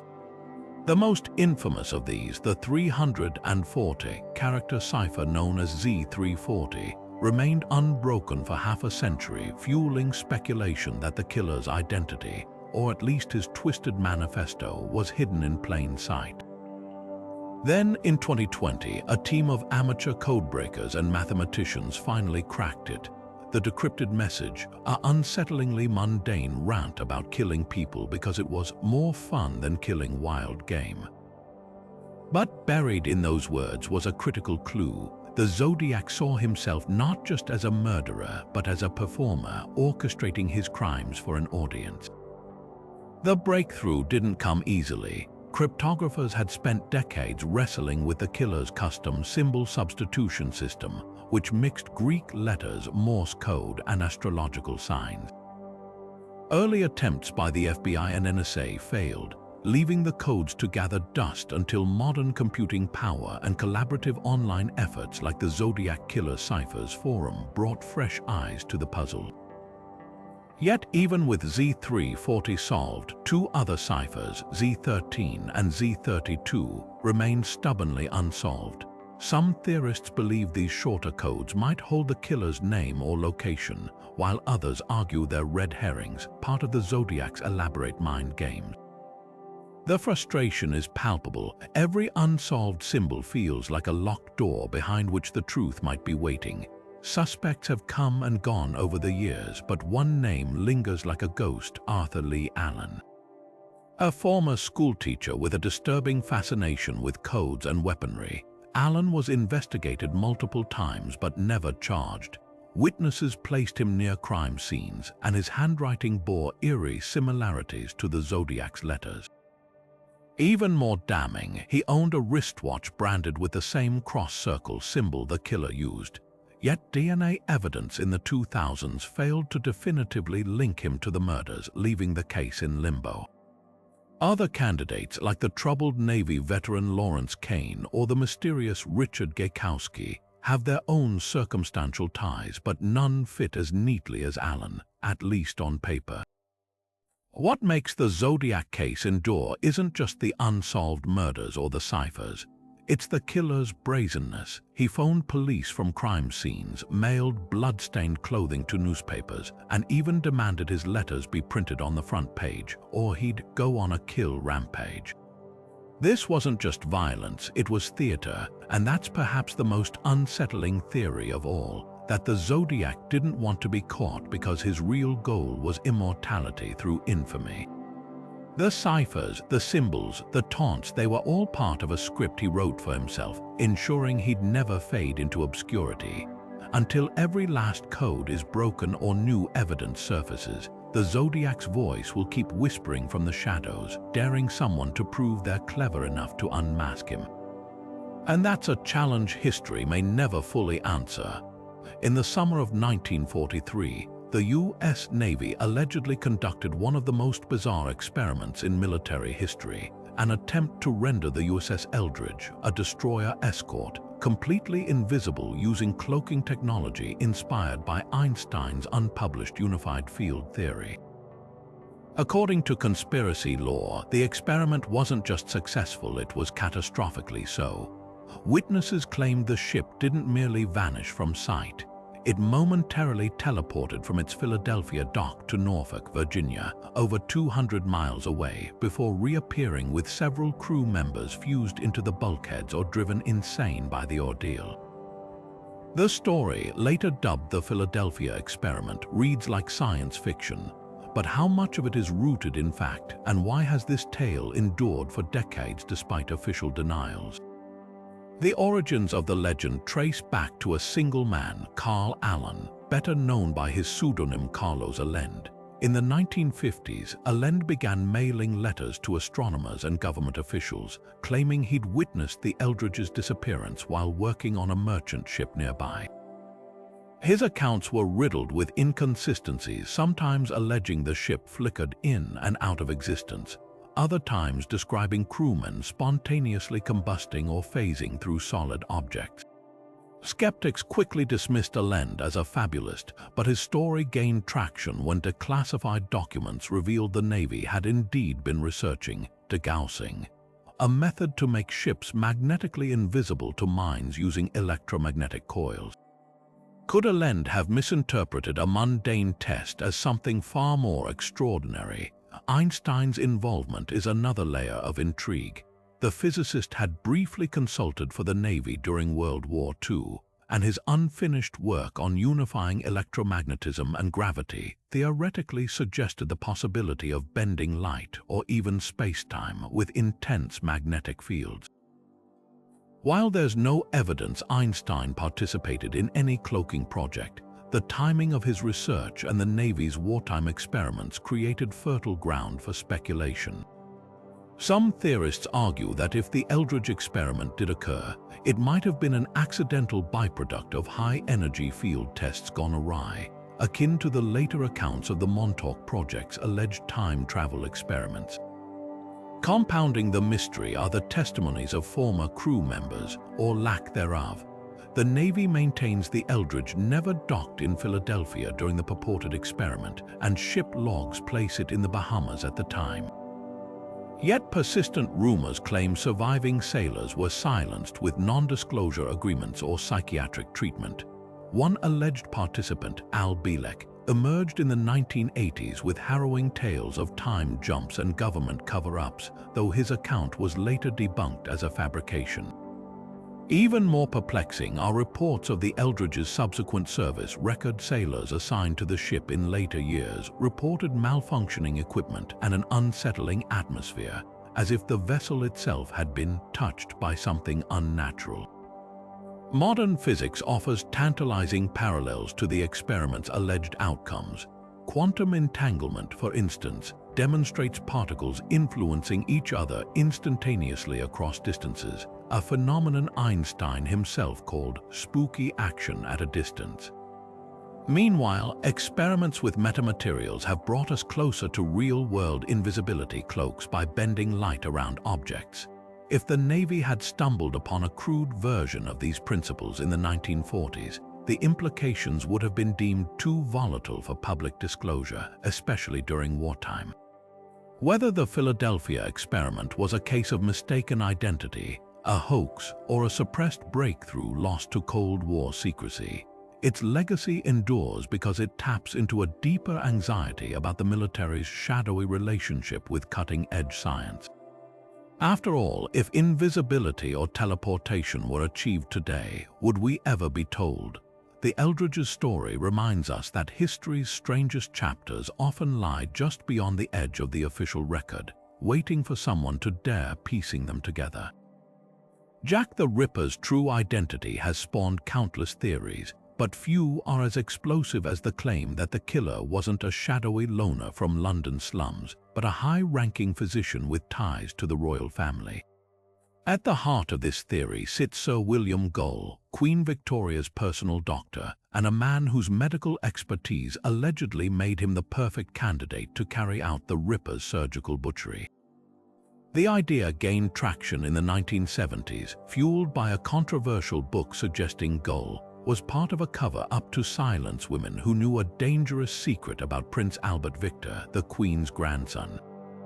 But how much of this holds up under scrutiny, and why does this theory persist despite glaring holes? The so-called royal conspiracy hinges on three key claims: that Gull had the anatomical knowledge to match the Ripper's precision, that he was seen near murder sites in a distinctive coach, and that he left behind a cryptic diary confessing to the crimes. Let's unpack these one by one. Gull's medical background is undeniable. As a leading neurologist, he'd have known exactly where to cut to avoid organs and prolong his victims' suffering. The Ripper's removal of ureters and kidneys wasn't just violence, it was clinical. But here's the problem. By 1888, Gull was 71 years old and had recently suffered a stroke that left him partially paralyzed. Could a man in his condition really have stalked Whitechapel's alleys, overpowered women, and evaded police? Eyewitness descriptions of a younger, sturdier suspect don't match Gull's frail state. Then there's the infamous black coach. Proponents argue that sightings of an ornate carriage near murder scenes point to Gull's aristocratic connections. Yet historical records show no evidence Gull owned such a vehicle, and London's cobbled streets would have made stealthy escapes impossible. The diary, supposedly discovered in the 1990s, is even shakier. Purportedly written by Gull, it's riddled with anachronisms and modern phrasing. Forensic linguists have dismissed it as an obvious forgery, likely penned decades after the killings. But the most fascinating twist isn't the theory's flaws, it's why it endures. The royal conspiracy taps into a deeper cultural anxiety about power and impunity. The idea that the Ripper was an establishment figure shielded by his status reflects real-world tensions over class and justice in Victorian England. It's no coincidence the theory resurged during the 1970s, a decade of political scandals and eroded trust in institutions. Whether fact or fiction, the image of a royal physician turned killer forces us to confront an uncomfortable question. How many horrors have been buried not by incompetence but by design? And that's a mystery even Jack himself might have appreciated. In the dusty corridors of Baghdad's National Museum sits an unassuming clay jar that could rewrite the history of technology, a 2,000-year-old artifact known as the Baghdad Battery. Discovered in 1936 near Qujat Rabu, this peculiar vessel, roughly the size of a fist, consists of a terracotta pot, a copper cylinder, and an iron rod. When filled with an acidic liquid like vinegar or grape juice, it generates a small but measurable electric current, enough to produce around 1 volt of electricity. That might not sound like much. It wouldn't even power a modern flashlight, but the implications are staggering. Could the ancient Parthians or Sasanians have harnessed electricity centuries before Galvani and Volta discovered it in the 1700s? The most compelling theory suggests these jars were used for electroplating, coating objects with a thin layer of metal using electrical current. Artisans in Mesopotamia were renowned for their intricate gold and silver-plated jewelry, and traditional chemical methods like mercury gilding were toxic and imprecise. A mild electric current, however, would allow for cleaner, more controlled plating. This isn't just speculation. Experiments in the 1970s by German archaeologist Wilhelm Koenig, who first proposed the battery theory, demonstrated that replicas of the jar could electroplate small objects with gold. Even mainstream scholars admit the design is suspiciously similar to a basic galvanic cell, the precursor to modern batteries, but not everyone's convinced. Skeptics argue the jars closely resemble storage vessels for sacred scrolls found at nearby Seleucia, with the iron rod acting as a rust-resistant stabilizer for rolled parchment. The absence of wires or associated electroplated artifacts in the archaeological record further muddies the waters. Yet counterarguments point out that organic materials like wires wouldn't survive 2 millennia, and electroplated items might be indistinguishable from those treated with conventional methods without microscopic analysis. The lack of written records mentioning electricity isn't definitive either. Many ancient technologies, from Greek fire to Damascus steel, were closely guarded secrets lost to time. What's often overlooked is the global precedent for ancient electrochemical knowledge. The Egyptians used trace amounts of gold in cosmetic powders that could only be extracted via electrolysis, while the Indus Valley civilization employed acidic solutions for metal purification. Even the Bible's cryptic description of the Ark of the Covenant, a golden chest that could lethally shock the unwary, hints at possible familiarity with stored energy. The Baghdad battery might not have powered cities, but it could represent a fragment of a broader, forgotten understanding of natural forces. The real mystery isn't whether the jar functioned as a battery. It demonstrably does, but how widespread this knowledge was. Was it a one-off experiment, a tradesman's trade secret, or part of a larger technological tradition erased by war and time? Until we unearth more evidence, the Baghdad battery remains a tantalizing glimpse into the possibility that our ancestors' brilliance flickered brighter than we've dared to imagine. And that's a spark worth chasing. The towering stone giants of Easter Island have long fueled one of archaeology's most heated debates. How did a civilization without wheels or draft animals transport nearly 900 massive Moai statues, some weighing over 80 tons, across miles of rugged terrain? For decades, the dominant theory involved a Herculean feat of ropes, logs, and brute force. Archaeologists proposed the Rapa Nui people walked the Moai upright by rocking them side to side with ropes while teams levered them forward on wooden sledges. This method, demonstrated in experiments, showed it was physically possible, but then something unexpected happened. When researchers asked the island's indigenous elders about it, they were met with patient smiles and a cryptic correction: the statues didn't need ropes. They walked themselves, at first dismissed as poetic metaphor. This oral tradition gained startling credibility when researchers analyzed the island's ancient roads. Unlike pathways designed for dragging heavy loads which would show parallel grooves, Easter Island's statue transport routes were punctuated by upright Moai that had toppled mid-journey, their bases tapered as if designed for pivoting. Even more telling, these fallen statues lay face down, a position inconsistent with horizontal dragging but perfectly logical if they'd been walked and then tipped forward during transit. The indigenous explanation hinges on the concept of mana, a spiritual force channeled by tribal leaders that allowed the Moai to move at the command of those with sacred authority. To Western ears, this sounds like mysticism, but consider the practical reality. oral traditions often encode precise technical knowledge in symbolic language.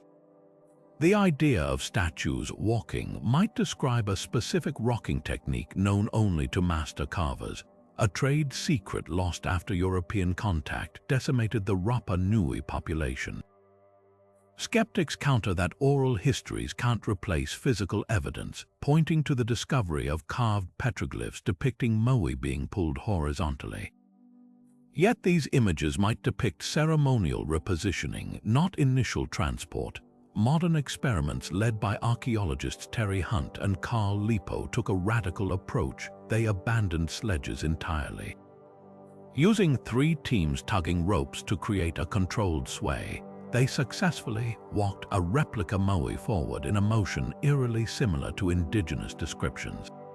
The key was the statue's D-shaped base, which allowed it to pivot with each tug, creating the illusion of independent movement. This method wasn't just spiritually resonant, it was logistically superior, requiring fewer workers and causing less environmental damage than log rolling, which would have ravaged the island's already depleted palm forest. The clash between these theories isn't just academic, it underscores a deeper tension in how we interpret the past. Western science often frames ancient achievements as triumphs of engineering, while indigenous knowledge systems weave together practical skill and sacred meaning. The Rapa Nui didn't separate physics from spirituality. To them, the moai's movement required both coordinated labor and the blessing of ancestral power. This duality challenges us to expand our definition of evidence. After all, if a technique passed down through generations proves as effective as modern engineering models, who's to say the mana wasn't real? The moai's silent journey across the island whispers that history's greatest mysteries might not need a single answer, just a willingness to listen beyond the limits of our assumptions. What if 300 years of history never actually happened? The phantom time hypothesis proposes precisely that, a radical theory suggesting the so-called Dark Ages between the years 614 and 911 AD were entirely fabricated. According to this mind-bending idea, entire dynasties, wars, and cultural shifts from this period were inventions inserted into the historical record by medieval conspirators. At first glance, it sounds like the plot of a time travel thriller, but the theory's proponents point to startling gaps in the archaeological and astronomical record that make you pause and wonder, could we really be missing centuries? The hypothesis was first advanced by German historian Herbert Illig in the 1990s. He noticed peculiar inconsistencies in the Gregorian calendar reform of 1582. When Pope Gregory XIII adjusted the calendar to correct drifting dates, the math didn't add up. The Julian calendar had supposedly accumulated 10 extra days over centuries, but Illig calculated that only 7 days' worth of drift had occurred, implying roughly 300 years were unaccounted for. Even more compelling, Illig argued that key figures like Charlemagne were likely mythological constructs, their deeds cobbled together from older legends. The architectural styles of the period also show suspicious continuity, with little evolution between the 6th and 10th centuries. If 300 years of upheaval and progress had truly occurred, wouldn't the physical evidence be more pronounced? Astronomy throws another wrench into the timeline. The phantom time theorists highlight solar eclipses recorded during the missing centuries that don't align with modern retrocalculations. For example, a total eclipse described in 810 AD over Europe should have been visible only in the Americas based on current models. Could medieval scribes have invented celestial events to pad out their fake chronology? Skeptics counter that dating methods like dendrochronology, tree ring analysis, confirm an unbroken sequence through the alleged phantom period. Yet Illig's followers argue that carbon dating, which relies on atmospheric carbon levels, could be skewed if the calibration curves themselves were contaminated by fabricated historical data. It's a hall of mirrors where every rebuttal spawns another layer of doubt. The most intriguing piece of the puzzle lies in the reign of Emperor Otto III. According to the theory, Otto and his advisor, Pope Sylvester II, conspired to alter the calendar to place the year 1000 AD during Otto's rule, thereby positioning themselves at the millennial transition, a time laden with apocalyptic and messianic symbolism. By creating 297 phantom years, they could fabricate a lineage connecting Otto to Constantine the Great, bolstering his legitimacy. This wasn't just bureaucratic tinkering, it was a power grab woven into the fabric of time itself. Mainstream historians dismiss the phantom time hypothesis as pseudo-history, pointing to Byzantine, Islamic, and Chinese records from the same period that independently corroborate events. The sheer logistical challenge of coordinating a conspiracy across continents and cultures seems insurmountable. But the theory's enduring appeal isn't just about whether it's true, it's about what it reveals. The phantom time hypothesis forces us to confront how much of history rests on fragile foundations, scribble errors, political agendas, and the fragility of records in an age when parchment was scarce and fires frequent. Even if those 300 years weren't invented, the very idea reminds us that history is never just a list of facts, it's a story shaped by the hands that write it. And sometimes the most unsettling question isn't what happened, but who decided what we get to remember. Off the coast of Nova Scotia lies a small, unassuming island with a legend so persistent it's consumed fortunes and lifetimes, Oak Island. For over 200 years, treasure hunters have obsessed over its infamous money pit, a seemingly bottomless shaft booby trapped with flood tunnels and layered with cryptic markings. But what could possibly justify such an elaborate setup?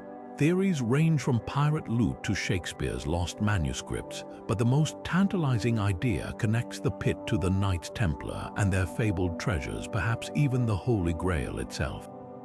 The story begins in 1795, when local teens discovered a circular depression in the ground, its edges lined with flagstones and a block and tackle dangling from a tree above, as if someone had lowered something heavy long ago. As they dug, they hit wooden platforms every 10 feet, each more intricate than the last. By 90 feet, the shaft flooded suddenly, as if triggered. This wasn't just a hole in the ground, it was an engineered puzzle designed to protect something valuable. Early treasure hunters claimed to have uncovered coconut fibers, a material foreign to Nova Scotia but used by sailors for buoyancy, lending credence to the idea that this was a professional maritime operation. But by whom? Enter the Templar connection. After their order was disbanded in the 14th century, surviving knights allegedly fled with their vast wealth, including relics like the Ark of the Covenant or the Grail. Some scholars believe they sailed to North America, using their extensive nautical knowledge possibly inherited from Viking allies, to hide their treasures where no king or pope could reach them. Oak Island's topography fits the bill. Its natural harbors and secluded location make it an ideal stronghold.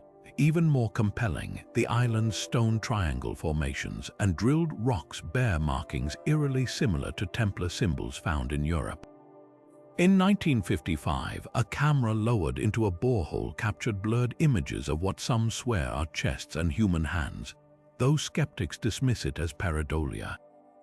Then there's the Marie Antoinette angle. As revolutionaries stormed Versailles in 1789, the Queen allegedly entrusted her jewels to a loyal servant who spirited them to the French coast. From there, the trail goes cold unless you follow it to Oak Island. Historical records show French naval activity near Nova Scotia during this period, and fragments of ornate metalwork recovered from the pit match 18th century French designs. Could the money pit have been a royal contingency plan, a last-ditch effort to safeguard a kingdom's wealth? Modern technology has only deepened the mystery. In 2016, drilling at the so-called H8 shaft struck a pocket of empty space 80 feet down, followed by metallic hits consistent with gold or silver. Ground-penetrating radar has mapped a labyrinth of tunnels beneath the island, some flooding with saltwater, proof of deliberate engineering. Yet every step forward comes with setbacks. The more they dig, the more the pit fights back. In 2019, a worker died when a steel caisson collapsed, a grim reminder of the dangers lurking beneath Oak Island's soil.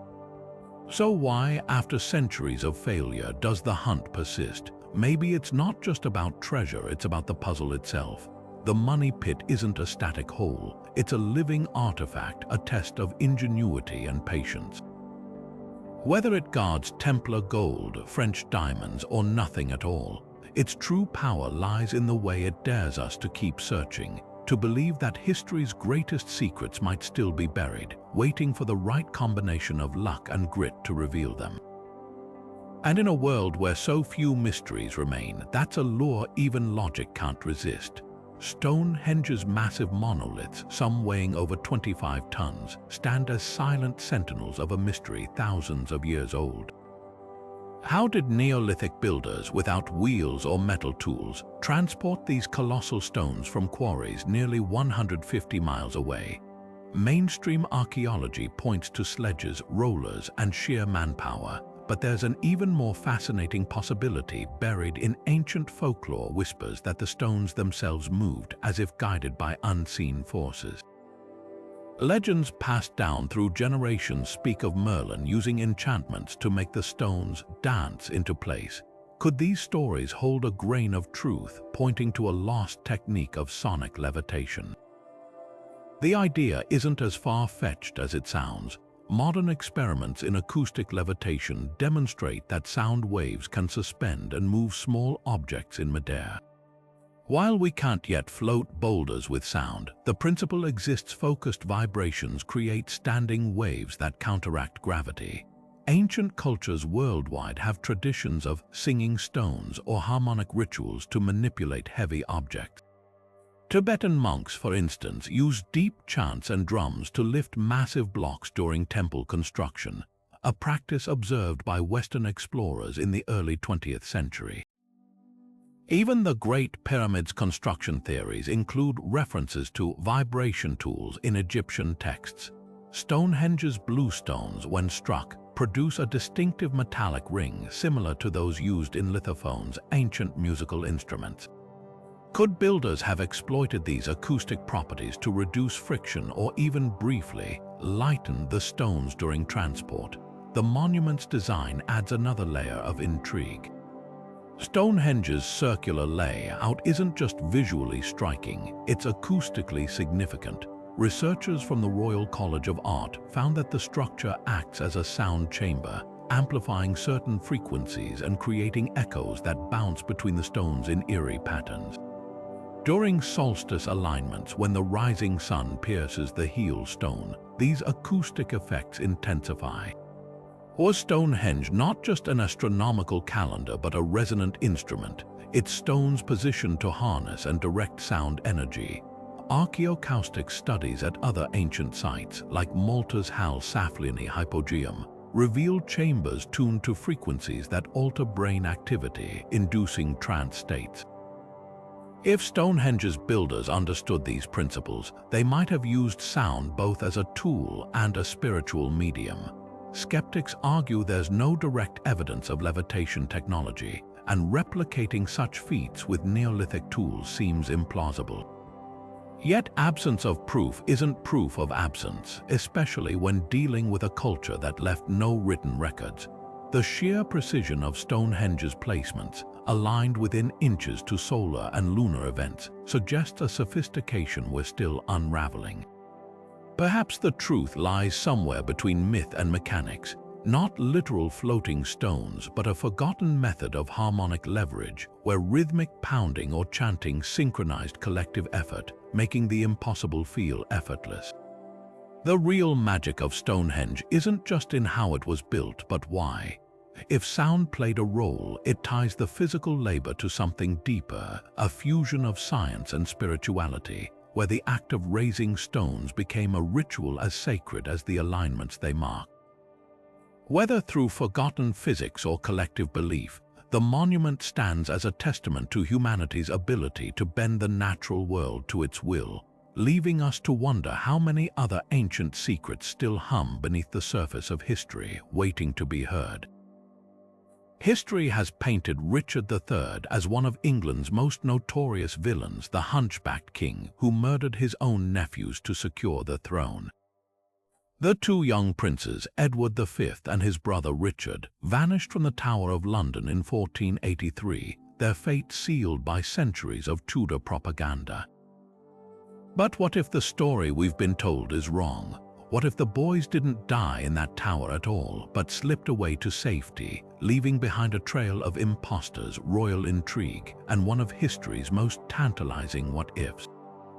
The traditional narrative claims Richard had the princes smothered in their sleep, their bodies hidden beneath a staircase, yet no contemporary account describes their deaths, and no remains were definitively identified until 1734, when two small skeletons were found, bones that could have belonged to anyone. The lack of concrete evidence has fueled alternative theories for centuries, the most compelling being that the boys were secretly whisked out of England. Supporters of this idea point to the meticulous records of the tower's constable, which show no sudden increases in security or suspicious activity during the critical period. If Richard had ordered a royal assassination, wouldn't there be traces of the cover-up? Enter Perkin Warbeck, the most famous of the pretenders who emerged in the 1490s claiming to be Richard, the younger prince. Warbeck's story was astonishingly detailed. He spoke flawless English, recognized noblemen from his childhood, and even bore a striking resemblance to the Plantagenets. He gained support from powerful European rulers, including Margaret of Burgundy, the prince's aunt, who funded his invasion attempts to reclaim the throne. Henry VII, Richard's successor, took Warbeck's threat so seriously that he had him tortured into a public confession before executing him. But here's the catch: confessions under duress are hardly reliable, and Warbeck's knowledge of court life was unnervingly accurate for a mere impostor. Was he genuinely the lost prince, or just a brilliant opportunist? The intrigue deepens with whispers of another escape route, through the network of secret Catholic sympathizers who opposed Richard's rule. Some historians speculate the princes were smuggled to Flanders or even as far as Hungary, where records from the court of King Matthias Corvinus mention two English noblemen arriving under mysterious circumstances in the 1480s. These accounts, long dismissed as legend, gained traction when modern genealogists traced DNA from distant Plantagenet descendants, finding unexpected markers in Eastern European lineages. Of course, skeptics argue that if the princes survived, why didn't they resurface earlier? The answer might lie in the brutal politics of the era. Coming forward would have meant instant death. Henry VII's grip on the throne was fragile, and he ruthlessly eliminated rivals. The boys, if alive, would have been pawns in a deadly game, better off hiding in plain sight as minor nobles or clergy. The irony is that Richard, often cast as the villain, had little motive to kill the princes after they were declared illegitimate by Parliament. Their disappearance, however, handed his enemies the perfect weapon to blacken his name, a narrative the victorious Tudors eagerly cemented. Whether the princes died in the tower or slipped into obscurity may never be proven, but their story forces us to question how history is written by the winners. And sometimes the most enduring mysteries aren't about what happened, but what might have been. The Hanging Gardens of Babylon are etched into history as one of the 7 wonders of the ancient world, a lush paradise of terraced greenery said to have been built by King Nebuchadnezzar II to soothe his homesick wife. But what if this iconic marvel wasn't in Babylon at all, and wasn't even built by Nebuchadnezzar?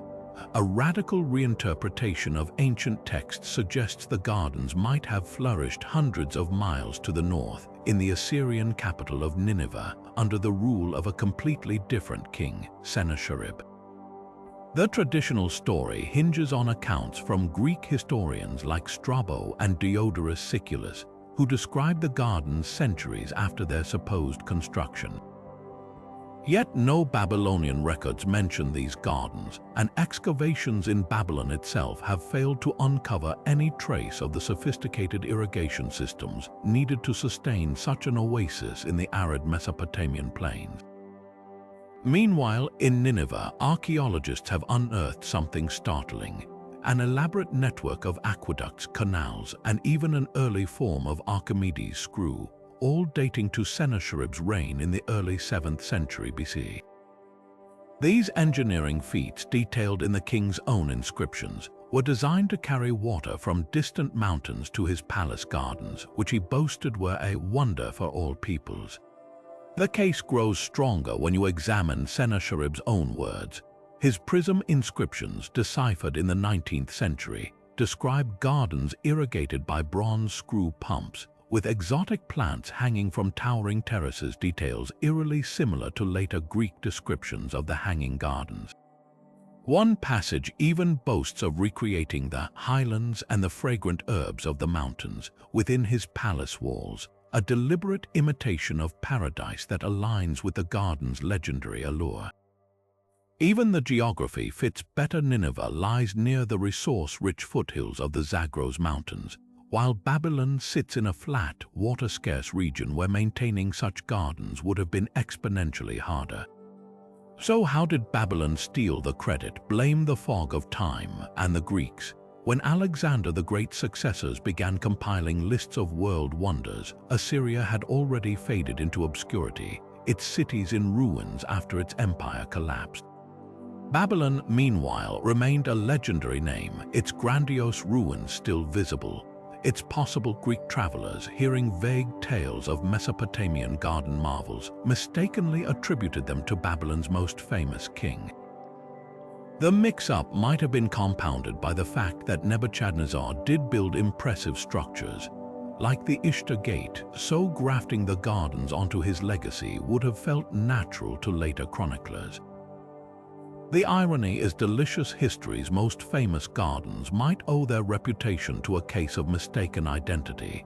If Sennacherib's gardens were indeed the true wonder, it reshapes our understanding of Assyrian ingenuity. Their advanced hydraulics and ambitious landscaping would have been centuries ahead of their time, a testament to a civilization often overshadowed by its rivals. Whether in Babylon or Nineveh, the legend endures because it speaks to something timeless: humanity's longing to carve out beauty in the harshest landscapes, defying nature itself to create a fleeting piece of paradise. And that's a story worth retelling, no matter where the roots actually lie. Deep beneath the murky waters of Scotland's Loch Ness, something stirs, or so generations of eyewitnesses claim. The legend of Nessie, the enigmatic creature said to lurk in the depths, has captivated imaginations for centuries, but could this elusive beast be more than just folklore? One of the most tantalizing theories suggests that Nessie isn't a mythical monster at all, but a living relic from the age of dinosaurs, a surviving plesiosaur. At first glance, the idea seems absurd. Plesiosaurs, those long-necked marine reptiles, supposedly went extinct 66 million years ago alongside the dinosaurs. Yet the waters of Loch Ness hold secrets that continue to defy easy explanation, and the evidence, while controversial, is far from negligible. Sonar readings over the decades have added fuel to the plesiosaur hypothesis. In 1975, the Academy of Applied Science captured an infamous sonar image dubbed the Gargoyle, showing a large, animate object with a long neck and flippers moving independently of the currents. Decades later, in 2011, a high-tech sonar sweep by Loch Ness expert Marcus Atkinson recorded a massive, unidentified target trailing his boat at a depth of 75 feet, far larger than any known fish in the loch. Even skeptics admit these anomalies are puzzling. If not a plesiosaur, what could account for these readings? The loch's native sturgeon and eels don't match the size or movement patterns, and floating debris wouldn't explain the coordinated motion. The most striking detail: plesiosaurs are believed to have been slow, undulating swimmers, precisely the kind of movement these sonar contacts seem to exhibit. Then there's the fossil record, or rather, the gaps in it. Paleontologists acknowledge that the fossilization process is incredibly rare, leaving vast stretches of Earth's biological history undocumented. Could small populations of plesiosaurs have survived in isolated refuges like Loch Ness? The loch itself is a geological oddity. Formed during the last ice age, its frigid, peat-stained waters are over 700 feet deep in places, with underwater caves and trenches that remain unexplored. For a cold-blooded reptile, the loch's chilly temperatures would actually be an advantage, slowing metabolism and reducing the need for frequent surfacing. Modern discoveries of so-called living fossils, like the coelacanth, a fish thought extinct for 65 million years until one was caught off South Africa in 1938, prove that evolution sometimes leaves survivors behind in overlooked corners of the planet.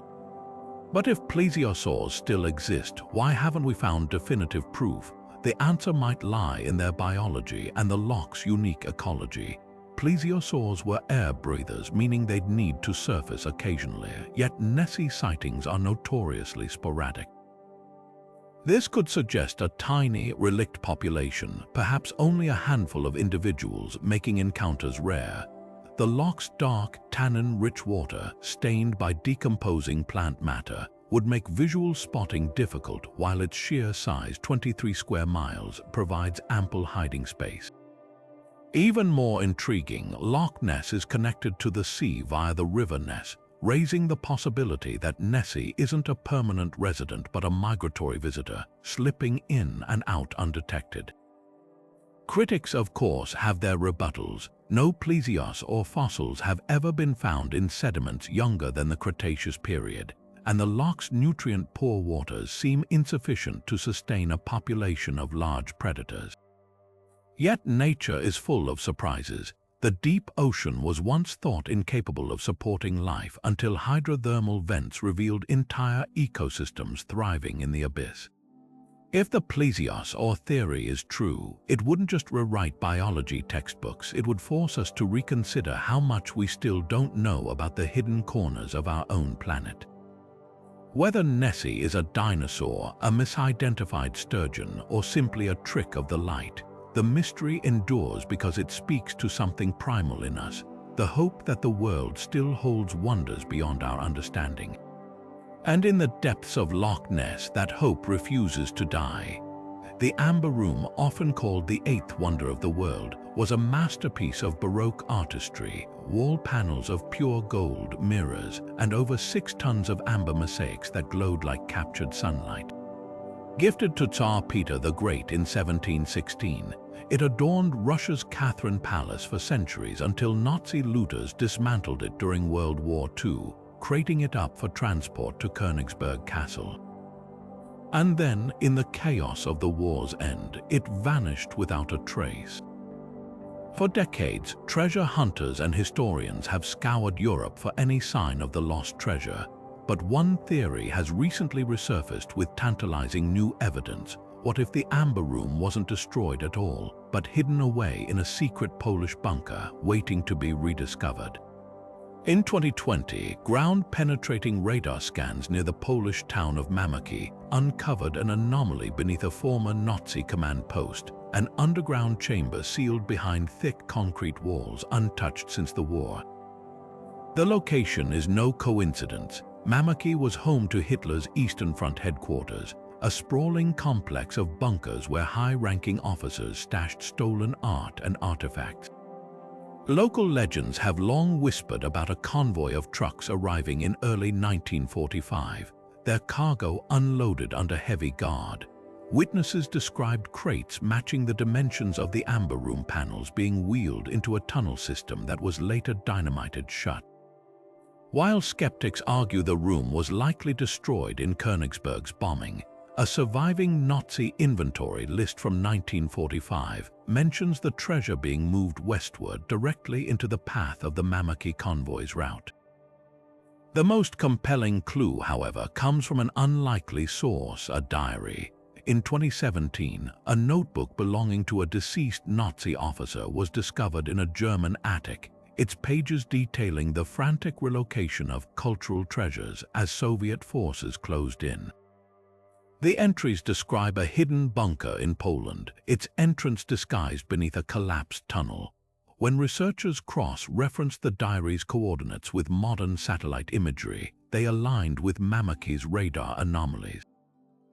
Even more intriguing, thermal scans of the site showed temperature inconsistencies, suggesting hollow spaces behind the walls, perhaps enough to house the amber room's towering panels. But the mystery thickens when you consider the political stakes. Poland's government has hesitated to excavate the site, citing concerns over unexploded ordnance and preservation logistics. Some theorists suspect a darker reason, that officials fear uncovering not just the amber room but evidence of other looted treasures, triggering a storm of restitution claims. Russia, meanwhile, has quietly funded its own search efforts, even reconstructing the amber room in St. Petersburg as a symbolic reclaiming of lost heritage. The replica is stunning, but it's a phantom, a reminder of what was taken and never returned. The latest breakthrough came in 2023, when a team of Polish divers explored a nearby lake after a tip from an elderly local who remembered Nazi trucks dumping crates into the water. Sonar detected metallic objects at the lakebed, but silt and decades of decay have made recovery risky. Yet the mere possibility reignites the question, why would the Nazis go to such lengths to hide the room if they intended to destroy it? Perhaps the answer lies in the final days of the Third Reich, when high-ranking officers scrambled to barter stolen art for safe passage out of Europe. The amber room, with its incalculable value, would have been the ultimate bargaining chip, hidden not to be lost but to be traded. Until someone cracks open that bunker or drains the lake, the amber room's fate remains suspended between history and hope.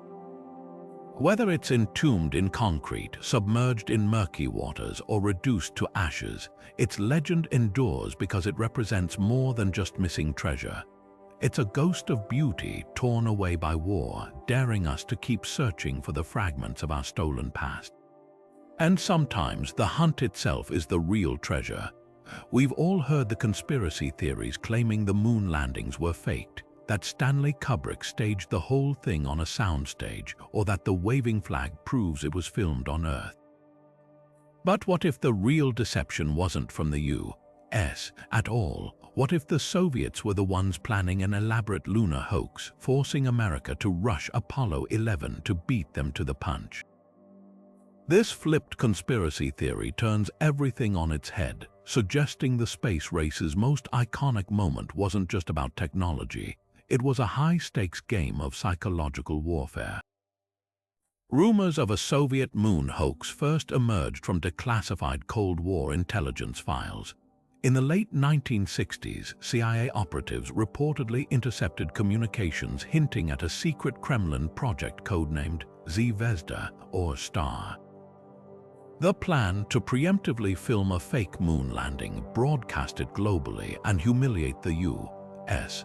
by exposing their inability to match Soviet ambition.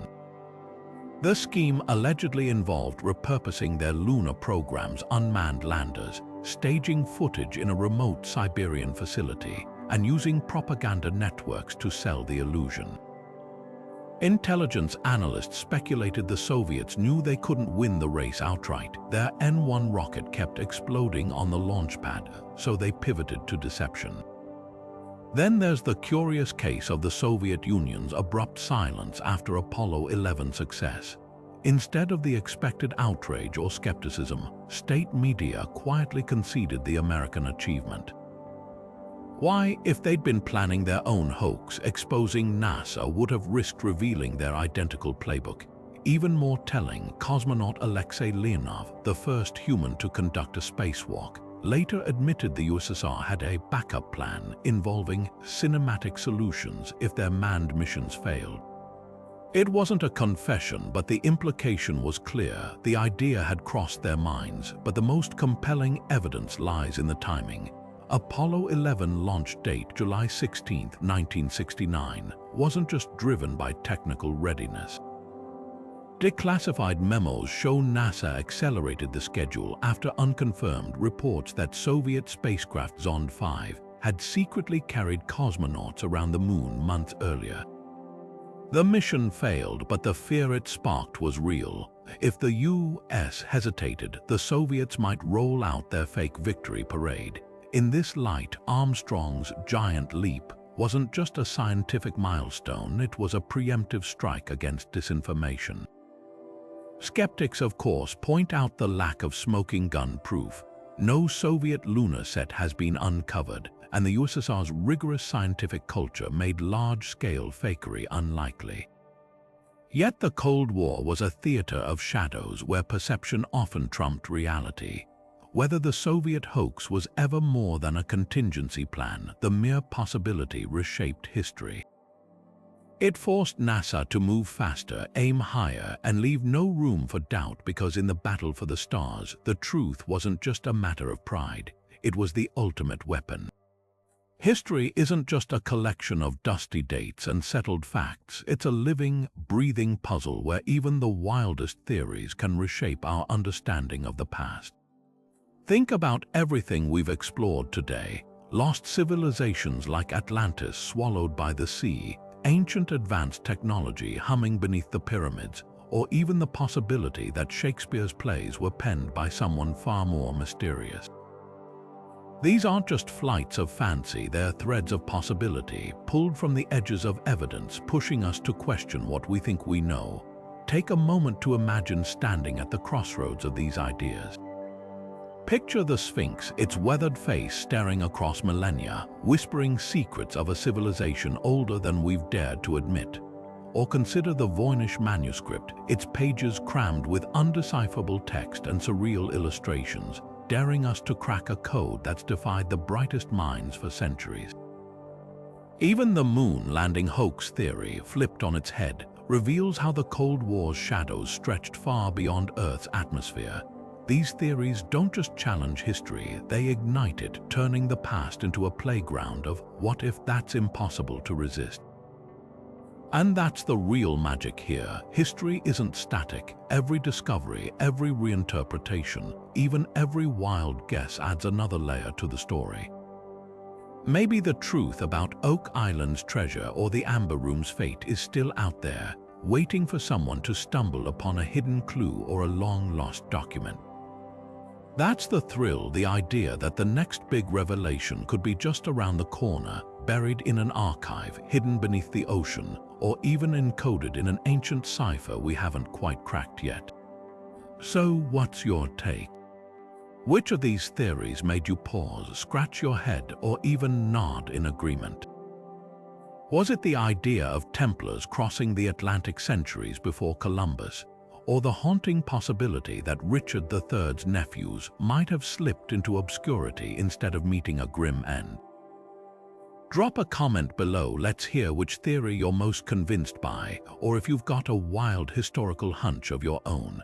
And if you love diving into these mind-bending mysteries, don't forget to hit that subscribe button. We've only scratched the surface of history's greatest enigmas, and there's so much more to unravel, because the past isn't just a story, it's an invitation to keep digging, questioning, and marveling at how much we still don't know. And that's a journey worth taking.